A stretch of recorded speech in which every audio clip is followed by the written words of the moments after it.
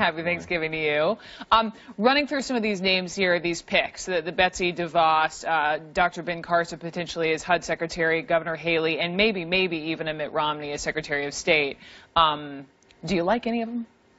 Well, it's appropriate that he's beginning, the president-elect, to nominate individuals who look like America. I think that's very important. We're an incredibly diverse country, and the president-elect's choices should reflect that.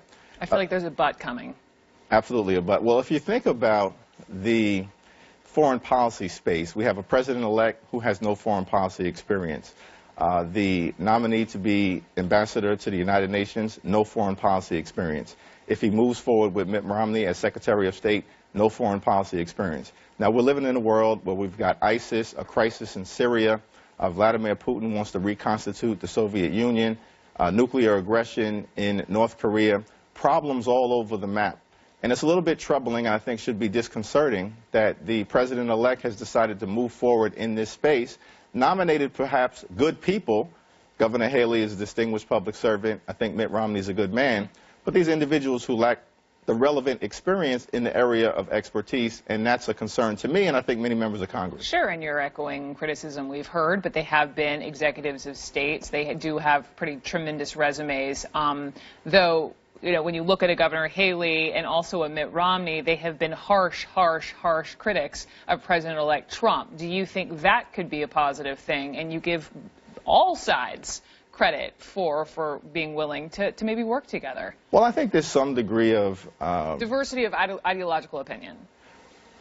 Diversity of, well, you've got people on the right and people on the far right who are coming together. I think that there should be a greater degree of diversity when you think about the fact that Donald Trump lost the popular vote. A majority of Americans actually voted against him, not for him. He's only the president because of the electoral college dynamic. That's in the Constitution. But it does suggest that he should broaden the tent as far as possible. You had Bill Clinton, Barack Obama, others who brought Republicans into their administration. If you could pick a Dem to serve in the cabinet, give me a name. Well, I don't want to name anyone because I would certainly doom them, and they would be off the list automatically. But okay. I do think there's a wide variety of individuals who've got the expertise, the ability, the temperament, and the commitment to doing the right thing for this nation, who may be willing to consider stepping into a Trump administration. What about, let's talk about your party and Leader Pelosi. We now know she will be challenged. The vote is upcoming. And so between Nancy Pelosi and a Tim Ryan, who would you like to see lead the party? Well, I think Tim Ryan's a good man. He's raising some important issues. We're having a family conversation, but we've already got a very good quarterback. Her name is Nancy Pelosi. She's led us into the end zone once before in 2006. I think she can do it again.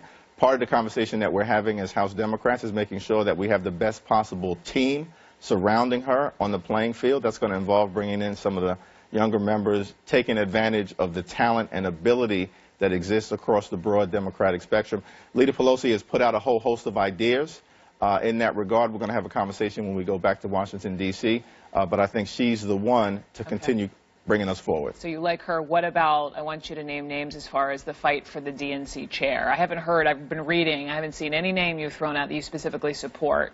Who would it be for you? Well, I had a good meeting with Keith Ellison earlier this week. He's a talented individual, a committed progressive. I think he has a vision. He spotted very early that Donald Trump was a threat to actually prevail, not just in the primary, but perhaps become the president of the United States of America. He was laughed at for that suggestion that was made 15 months ago. I think he should be given some credit for that.